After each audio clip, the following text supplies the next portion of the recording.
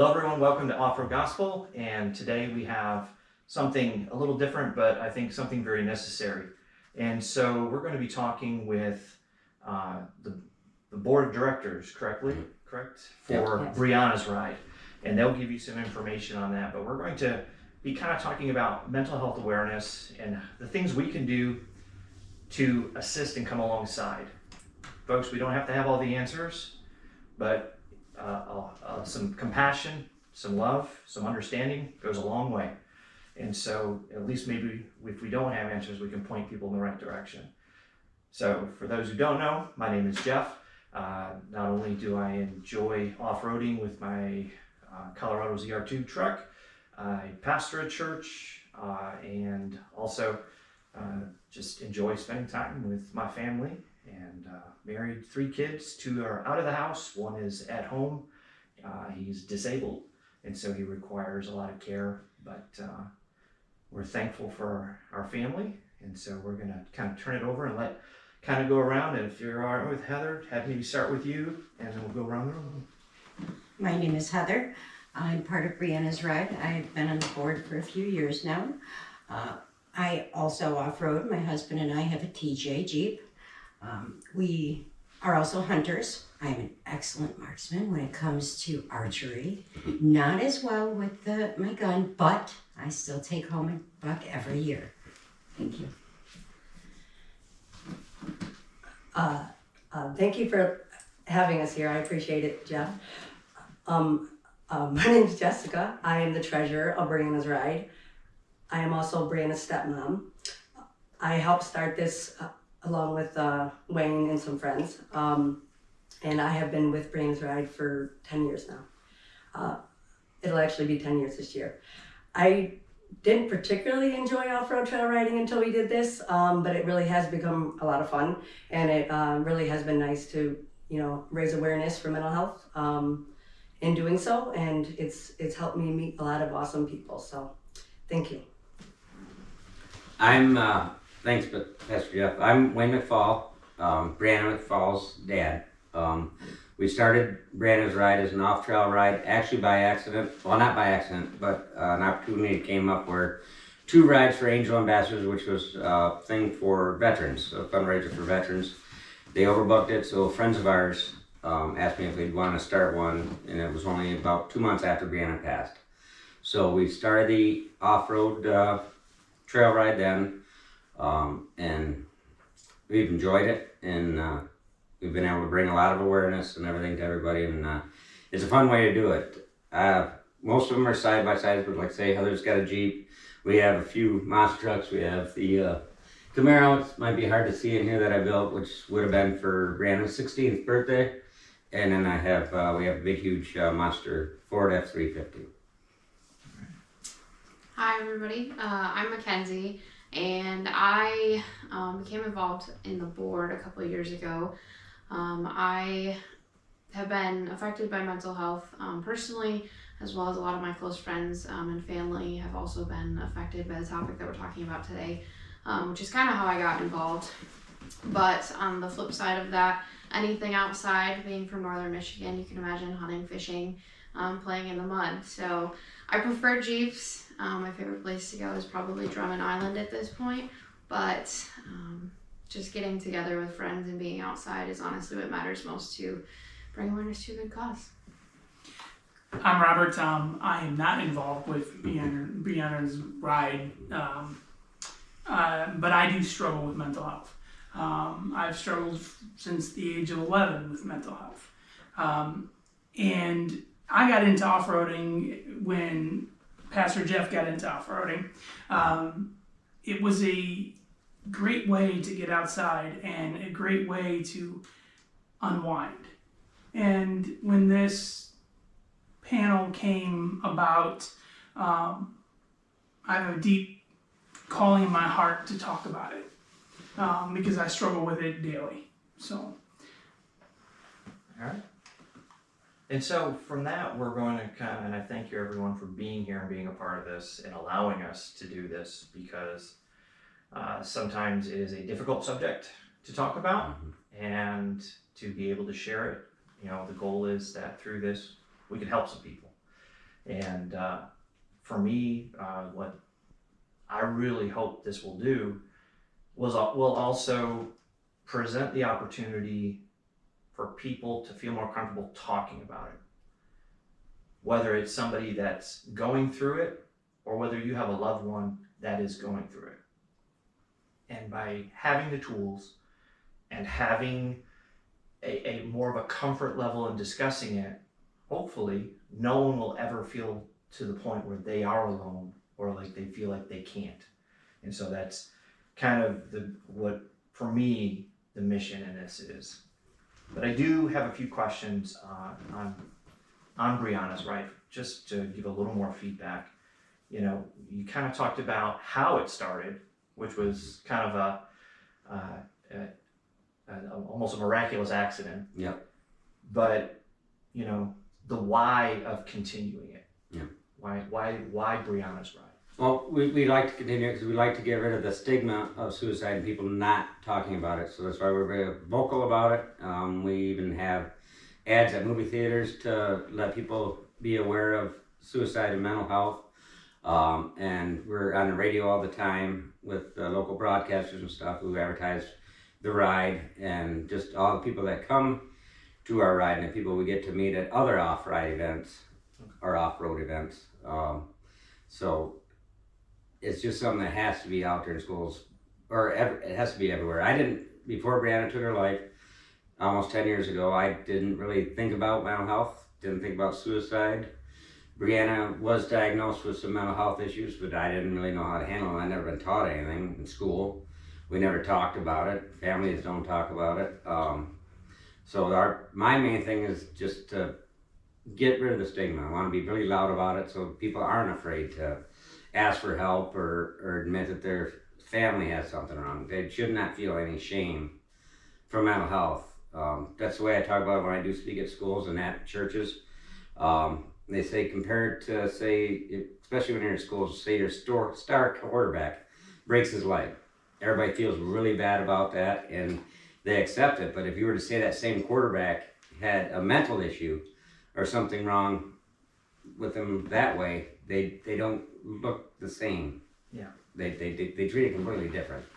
And then some people view it as weak, and they're not weak.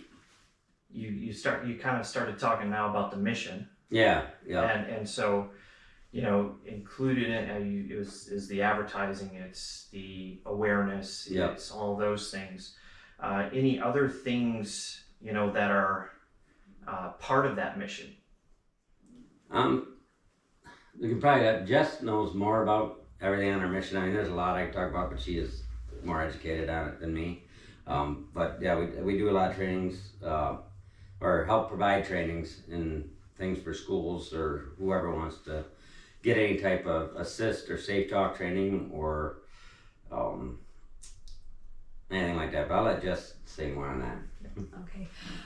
Our mission is to reduce suicide through prevention education and to assist and empower those in crisis. So we, do a variety of things. Like Wayne said, we have helped out with Safe Talk in the past and assist training. And there's a lot of our board members, I believe almost all of them that have had the training. I really would recommend that training. It's, they're both really good.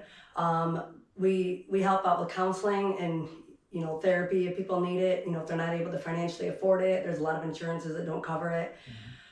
Mm-hmm. We did the movie theater ad like you discussed. We are currently with an organization called Jordan Porco Foundation. It's a mental health curriculum for schools.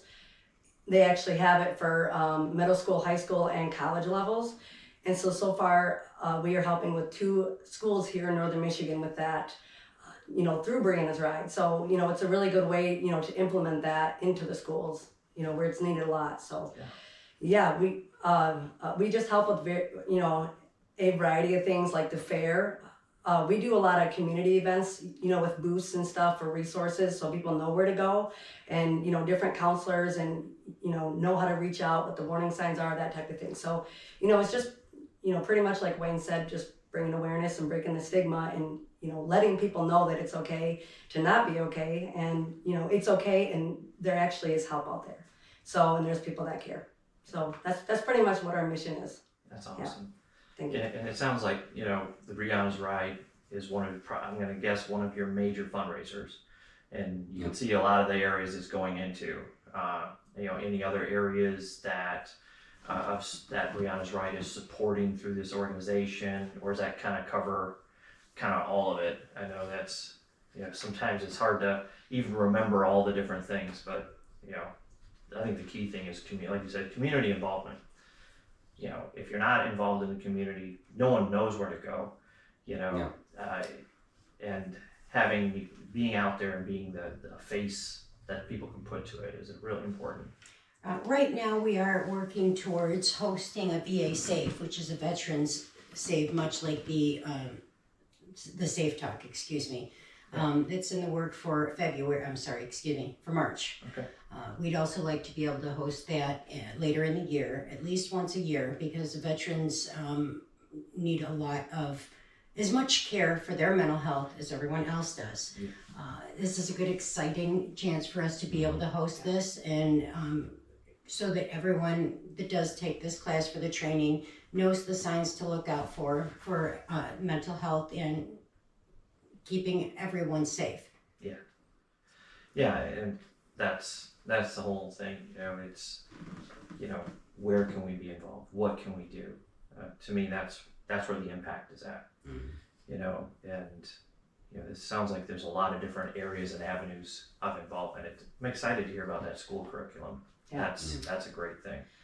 We also have scholarships for graduating high school seniors, so we've been reviewing those. I don't know how many years we've been doing that. I don't know. Three, We'll I have to think talk it is, on that, yeah. but 3, yeah. I don't know if you mentioned That's that. We'll great. talk on that more. You know more about that than I do, but. It covers the northern part of Michigan on both the east and west side. And then we also do one school downstate, which is Hopkins, which is the school my daughter attended when she lost her life to suicide. And it's pretty neat to read some of these applications. You get to meet some kids that are looking forward to being able to help people, seeing the struggles that the kids have in school. So it's nice to be able to read their essays and stuff like that, and it gives you some hope for the kids in the future. No doubt. Yeah. And one of the things that I'm planning on doing is I'll work with you guys to get the links, but providing links within the description of the video. So those of you who are watching, if you look at the comment, the description of the video below, you'll be able to click on any of these links. And we encourage you, if there's something that you feel like, you know, you might be struggling with yourself, you know, we encourage you, please click on those things. You can see on the wall, one of the things they have on the wall is the 988 Suicide and Crisis Lifeline. That is not just for people who are contemplating it or feel like that might be for somebody who's looking for resources on how to help somebody. Please use these resources. The 1-800-273-8255 or 1-800-273-TALK is another line that is available to you through Breanna's Ride, or you can text 741-741. So these are things that are out there and available. And the whole thing is, before we go any further, you don't have to go through it alone. And so that's what all of this is for, is to make sure nobody has to face this alone. And, the other thing is, what is some of the feedback you get from the people that you work with, help out, and, you know, just the supporters of Breanna's Ride? We get a lot of good feedback. We have people that now feel like they can tell their family's story, whether it be their parents or their siblings or a friend of theirs, because we do a thing, it's called the SOS, Survivors of Suicide. And sometimes when we're in those meetings, you hear families that certain family members are not allowed to talk about it. They try to keep it hidden, and it affects some of the other family members. And so being open about it, it helps people be more open about it. It gets rid of the old stigma of it's shame. That's why they say you're not supposed to say commit suicide. And the reason they say that is because originally, for people to get out of their taxes, they would take their lives, and that was considered a crime. So that's how it became commit suicide, and it's hard to get people to understand that it's not a crime. That's and it just gives a different feel to it if you don't say commit, because it doesn't seem as shameful. The word commit is associated with committing a crime, committing a sin, committing something wrong. Right. And that's why Yeah. they want to steer away from the word commit, because it's not shameful. Yeah. It's just a struggle. Exactly. Well, thank you for, anybody else have anything to add on any of that before we move into some other stuff? I just wanted to talk about the thank yous and everything that a lot of, there's a lot of young kids that have reached out to us via thank you cards in the mail, whether it be for scholarships or just, the fact that they got the training or just the fact that we're helping out with counseling. We've really got a lot of good feedback over the years of that, but, mainly our supporters, our sponsors, so many people in the community, volunteers. I honestly think a lot of people just love our event.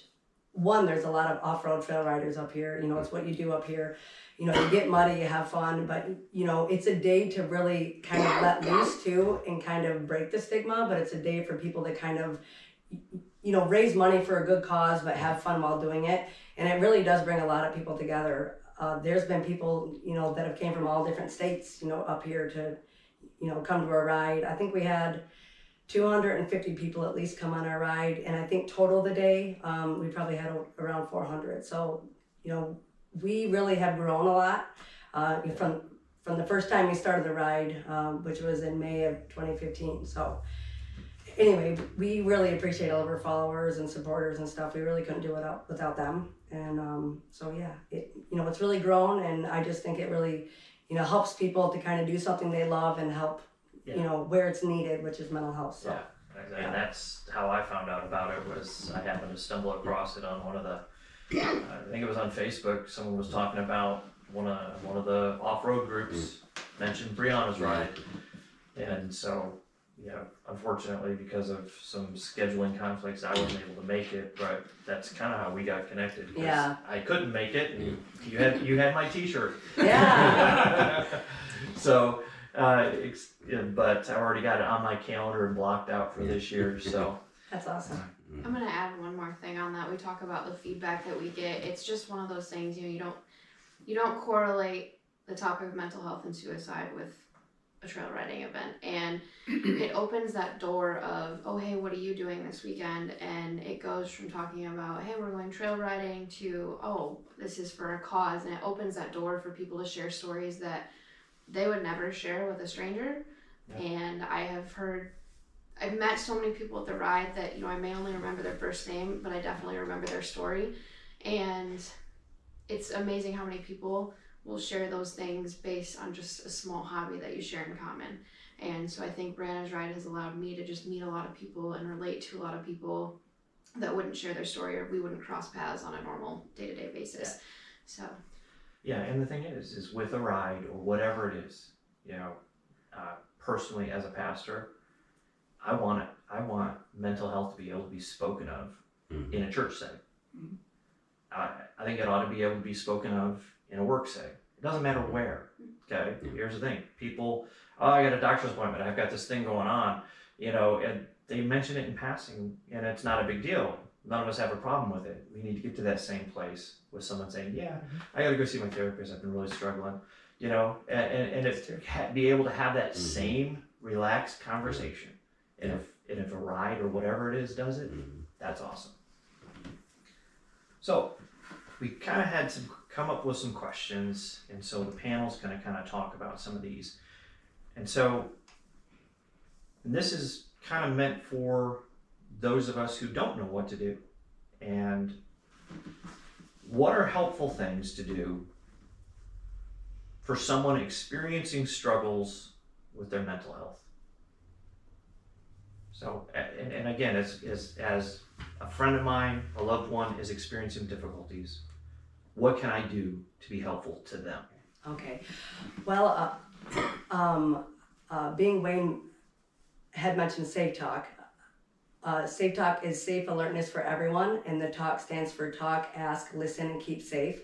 So that kind of goes along with, if you notice someone is struggling, I find, the most helpful thing people have told me after we've talked for a while is that I actually did approach them if I noticed that they were, kind of feeling down, or they weren't acting themselves, or they were, just kind of saying things that were depressed, thoughts that were kind of out of the ordinary. I'm kind of a social person, so I am kind of direct sometimes, but in the event of mental health, you kind of have to have a calmness, about you. I kind of am usually hyper, but I've actually learned a lot, through learning about mental health and taking these trainings and doing this for 10 years, that it really is about calmness and about just going out of your way and caring enough to stop and notice and say, hey, are you doing okay? I noticed, you were acting different today, or you seemed a little edgy. Is there something going on that you'd like to talk to me about? So just kind of be one with them. But, that's kind of what I've noticed. A lot of people have called me just random wanting to talk about things. And, me, because I'm a talker, we just get talking and they're more comfortable and comfortable. And, there is key signs to look for too, which, we can talk about later too. But I think the most helpful thing is just, if you notice something, say something. And, just listen to them and be there. Don't rush off. Don't try to tell them how they're feeling or anything. Just listen to them and their struggle. And, as you learn and, learn more today, hopefully, to know the warning signs and kind of what to look for and what to do after. But I just think it's just being there, just being there and being in their world for a minute and listening to them is a big thing.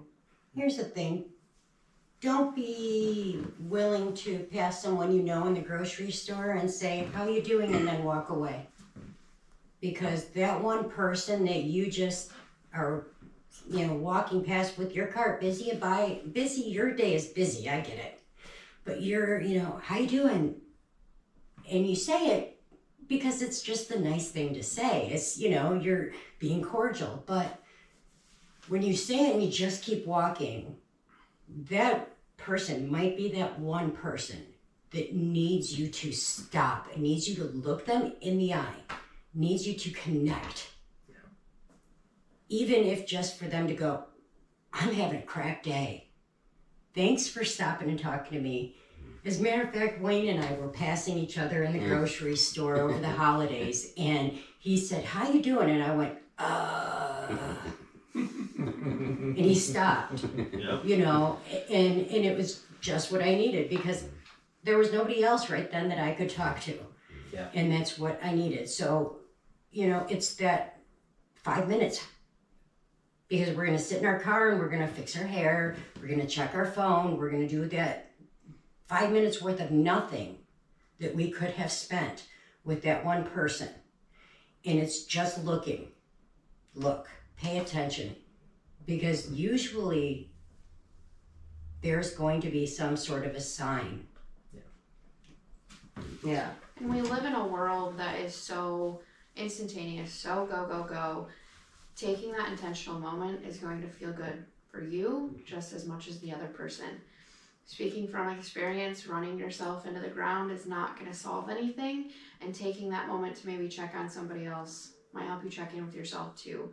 So to reiterate what they said, actually listening and understanding will be a huge part of what you can do to just be there for somebody that needs you.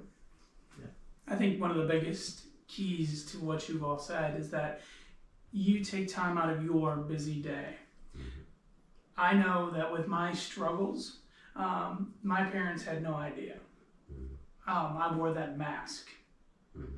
In fact, my friends had no idea. Nobody had any idea. But again, none of them took the time to look and to listen as well. And that's the thing. If you go to the grocery store and you go up to check out and they're, they ask you, the cashiers are automatic. They're like, oh, how's your day? I will answer honestly almost every single time. You know what? I feel like crap today. I mean, sorry. But they will keep going. They didn't even hear what you said. Yeah. But taking that time and making that eye contact and just smiling at somebody. Yeah. I mean, I say this a lot.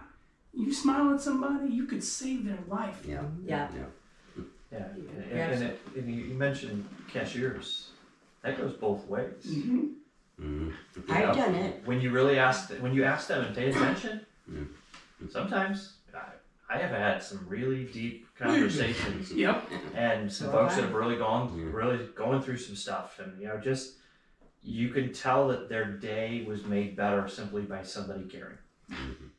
Yeah, and I just want to touch a little bit on that too. It goes along with what we're all talking about. But for about 11 years, I actually was a manager at a grocery store, and it's just a normal thing to say, "Hey, how are you doing?" "Oh, good. How are you doing?" And then you just, it's pretty much like we said. It's just like what Mackenzie said too. We're so busy. It's just that it's kind of repetitive, and a lot of ways people just say it. But I honestly will never forget the one time. I don't know. It was quite a few years ago since I quit in 2009. So. It was after we started Breanna's Ride, and I just happened to have our business cards and another card on there. I think it was the 1-800 cards that they had at the time. But anyway, I just happened to have a few cards in there, and the cashier, she looked like she was having a stressful day. It was busy in the store, and I just asked her how her day was, and she smiled and she goes, I honestly could tell she wasn't having a good day, but I could tell it was deeper than just her, and she opened up to me right then, and I was able to pull the card out and give it to her, and she was so thankful. So, I'm not saying every situation is going to be like that, but it really is just taking the time, out of our busy day, pretty much like Robert and Mackenzie said, and everybody's told. I just think giving people your time is the biggest thing. So. All right. So to go along with that, giving time helps people if they know you care. One thing that I have been told for years, as far as just training for being involved in ministry, they don't care what you say until they know how much you care. Right. So that is one thing. What are other ways that we can help somebody feel a little more comfortable talking about what's really going on in their life? I think the first thing is make sure the area that you're in, we talk about cashiers and stuff, but if you pick up on something that's a little more severe, if there's a way to maybe get them out of the public eye, so to speak, that is huge. At least in my experience, pulling them into a place that maybe they feel safe, whether that's maybe their home or if they come to your home and that's a safe place for them, taking them somewhere that they feel comfortable, I think is a huge first step, right? We all go to a doctor's office and they always say, if you don't like doctors, your blood pressure is going to be higher. Your, beats per minute's going to be higher. Well, somebody's not going to open up to you if they're uncomfortable. And I think that's a big thing.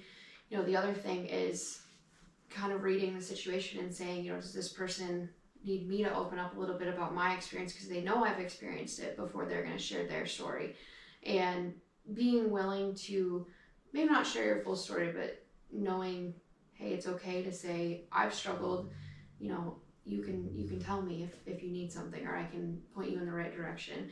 I think are two big things I've learned in my experience with assisting people. Also, when you let someone know that you want to talk with them, you need to let them know that they have your attention. Right? That thing that we have that we're like this with, we need to silence it. We need to put it down. We need to put it out of our way. Unless it is an important part of what we are taking care of right then, unless it's an essential part of the plan that we're here to talk about today. It needs to get face down, put away in a pocket, in a purse. We need to engage with this person right here. Do we need to be close? Do we need to not touch this person? Some people do not like to be touched, right? Some people, Jessica is not opposed to me doing it unless I get that. Is this okay? Is it all right? Ask the person if they, after the exchange, that that Mackenzie was just discussing, if they would like a hug, but let them know that they have your undivided attention and they are the most important person to you right then. Exactly. Yeah. Because if they don't feel that way, you're not going to break down those barriers. You're not going to get the trust that they need and you need right then. That's excellent. It's definitely a two-way street, like you were talking about. I want relationship, build that relationship with that person so they can feel that trust, first of all. I mean, you can see that if you meet somebody and they're struggling, it's okay to stop and talk to them and stuff and start building and putting that foundation of relationship down. So the next time that you see them, hey, remember what they said. Hey, are you okay with this? And that is a key, I believe, to everything that we do. And when we're talking to somebody, is that building that trust and that relationship. And once that's there, they will, and you will, open up to each other. Yeah. Kind of like a marriage. Yeah, because since I've been doing Breanna's Ride, since everybody knows my story and Breanna's story, a lot of people feel comfortable coming up to me because they know what I've went through it, I've dealt with it, and I'm vocal about it. It makes them feel a little bit more comfortable. But I also get some of the people that are a little leery about talking about it because they're not as open, but it does open up a window for them to talk because they know they can come to me and talk to me about it. Because I get construction guys that'll come up and talk to me because I'm in the construction trades, or it's even doctors. I've even had doctors open up when I'm there because they know about Breanna's Ride.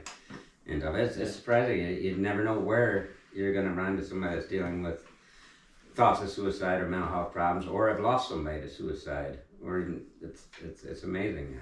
It is. It's and you talked about stigmatisms of certain places, and one of my things that are very close to my heart is we need to get that mental health stigmatism out of everywhere. From churches to just political realms to everything. It has to go because it is a sickness. That's why, health, mental health, it is a sickness when you struggle with something of that nature. Yeah, because one thing is, some people will say, and it makes me mad all the time, they'll say they're faking it. And I said, you talk to anybody that's going through it, I can guarantee you they're not faking it. They wouldn't use this as an excuse.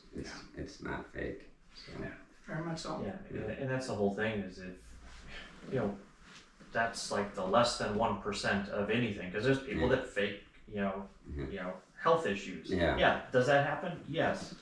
But it's less than 1%, so to sit there and to say, well, it could be faking it. Okay. But they might not be also, so should you ignore it? Doc, I think I have cancer. Well, I don't think you do. I think you're faking it. So, it's that same thing. For us to, just brush it off to the side. And here's the thing though, even if they were, what would cause them to do that? Yeah. Okay. There's a reason behind it. Right. And that's, to me, that's a health issue. That right there leads to why is this behavior taking place? Yeah.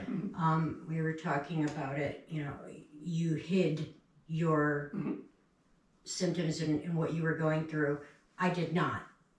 All I did, I had my masks, but I had attempted to take my life when I was quite young. And when my father found out, his response to this uncomfortable situation was laughter and joking, and it made it very awkward and uncomfortable to talk with him anymore about it. So I didn't. Yeah. But I continued my attempts, unfortunately, and I just didn't have him to talk to anymore. And on that, if you feel that you have a family member that may be struggling, realize that maybe there is someone else that you need to turn to help them. Sometimes you aren't going to be the answer. You're not always going to be the hero in someone's story, and that's okay. the most important part is that you get them the help they need, even if that's not you as the first step. Thank you, Mackenzie. I was going to mention that. Yeah. Yeah, when I attempted, I was young. In fact, I was 12 years old. And I didn't have that, my parents did not give me that response. Their response to me was overwhelming. They didn't see it, they were surprised, and then absolute love. But I still struggle with mental health every day. So I had the other side of that. I think they were too much overbearing, and always checking up on me. And I get it. They love me, and that's a parent's job.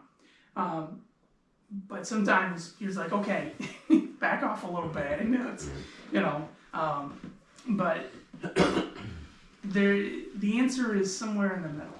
It really is. Mm-hmm. Yes, we love them. But we also have to help them and just point them, like you said, we can't be the hero sometimes, all the time. We have to point them in the right direction. Yeah, and that's the whole thing. Knowing our limitations, to be honest with you. As a pastor, I know my limitations. I'm not a counselor. I'm not a therapist. I can help to a point. But if that you need more than that, now I need to get you to the right person, because I can't fix. I'm not meant to be the fixer. I'm supposed to be a helper. And I so kind of what has come up in this is some of the don'ts. Are there any other don'ts when you're working with someone or dealing with someone who you see is struggling,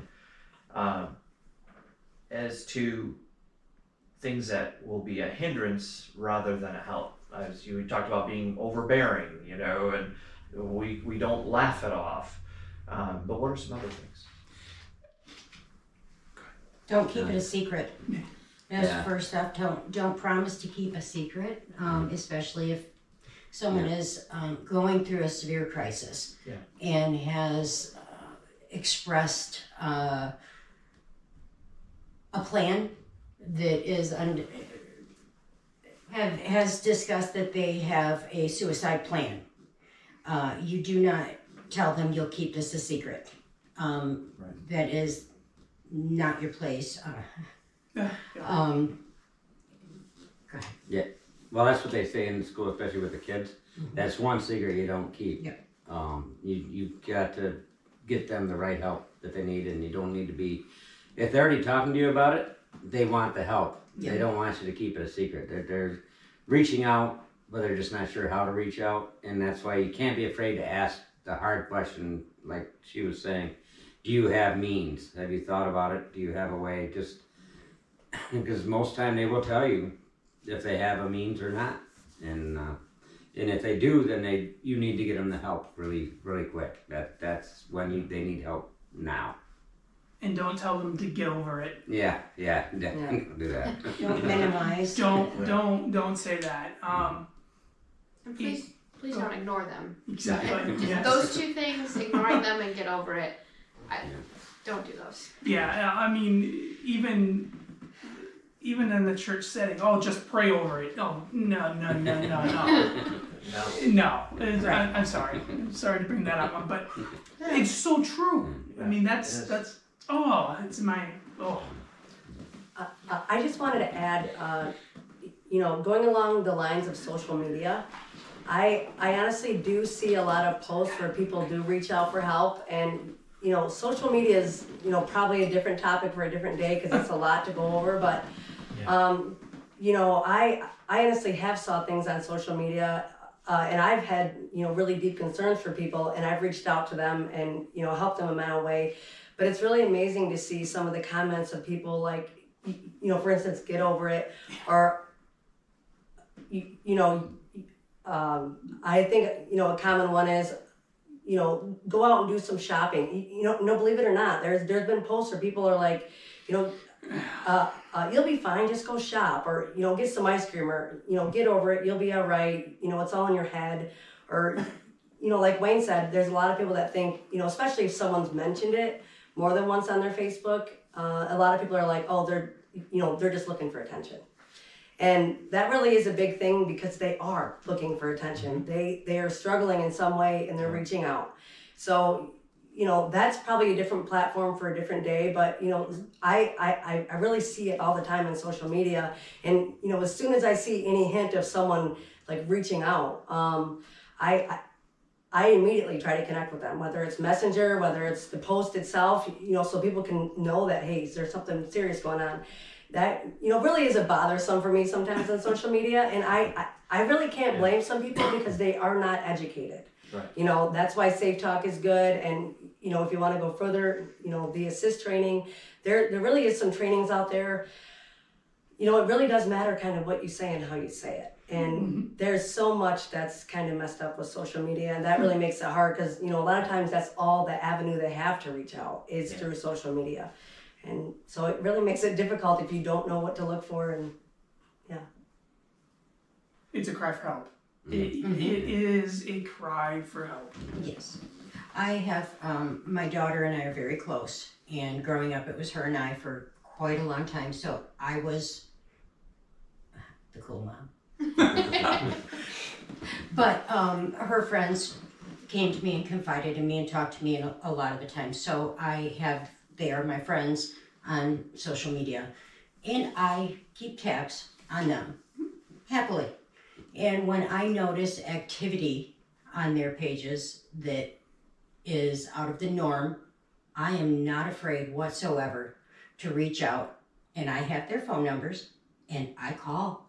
And I will call when I know they're getting off work at 2 a.m. in the morning because they work at certain places that work until, not up here, we don't have places like that. But you know what I mean, Yeah. not up at that time anyways, but I will wake up to call them because they work later than, and I will reach out and I will tell them, I've noticed some activity on your social media that is concerning. What is going on? Oh, nothing. Really?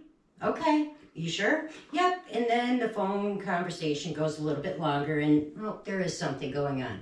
And you know what? At least I reached out and pushed a little bit more than they wanted me to, but they were honest after a little bit. And maybe it took a couple of calls.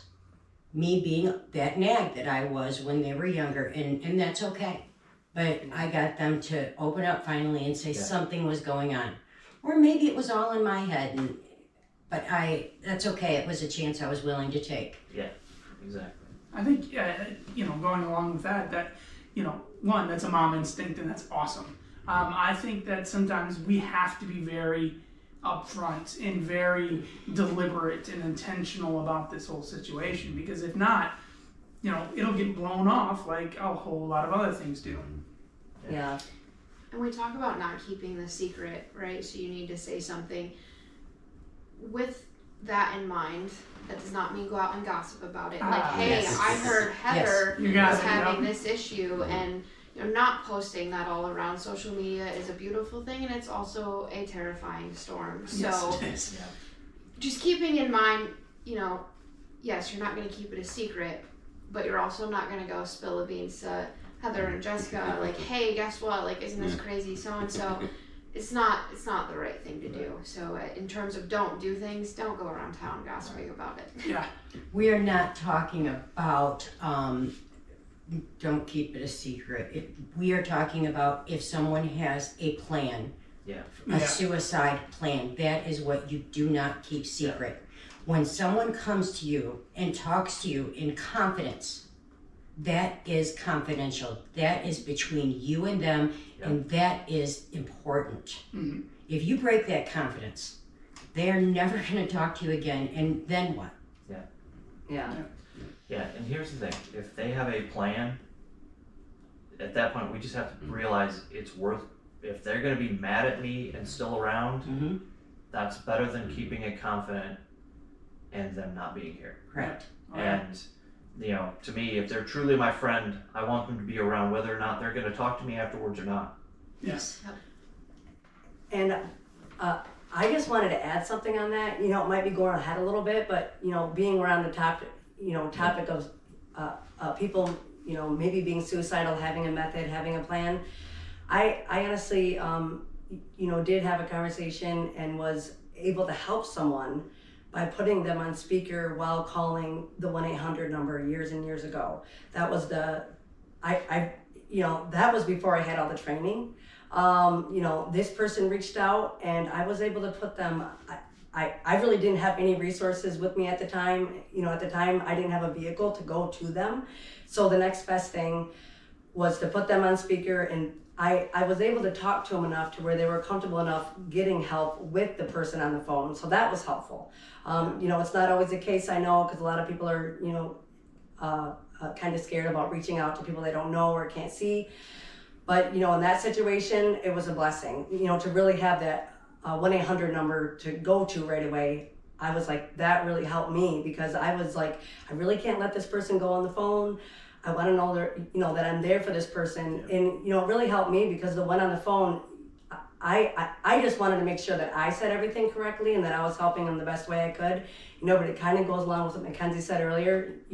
I don't have all the answers, but I strongly recommend, if someone is struggling and you're not sure what to do, you can always call the 988 number. They're always good. You don't have to be struggling to call it. If you have any questions about it, if you want to know how to reach out to someone, if you want to know, what to do if someone says something, they really can help you. And they can give you resources in your community, to help others.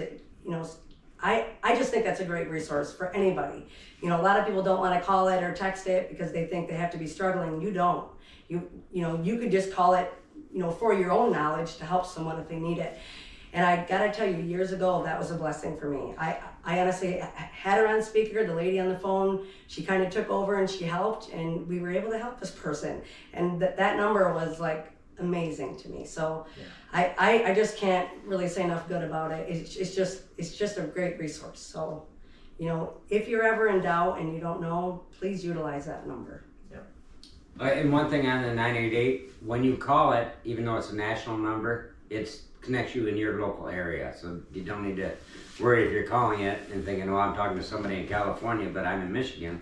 How are they going to help me here? But when you call it, it localizes you. So it'll get you in touch with the people closest to your area that you're calling from. I have one other thing to add on what we were just talking about, on